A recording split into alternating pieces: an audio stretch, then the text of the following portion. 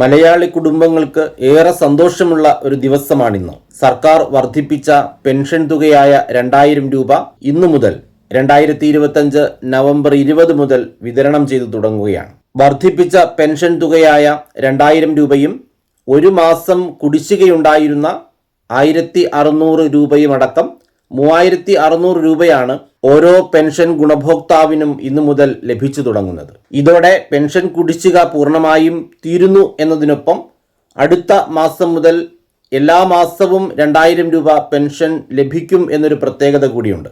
1600 രൂപ കുടിശ്ശികയുണ്ടായിരുന്ന പെൻഷനും വർദ്ധിപ്പിച്ച പെൻഷൻ തുകയായ 2000 രൂപയും നൽകുന്നതിന് 1864 കോടി രൂപ ഒക്ടോബർ 31-ാം തീയതി ധനവകുപ്പ് അനുവദിച്ചിരുന്നു.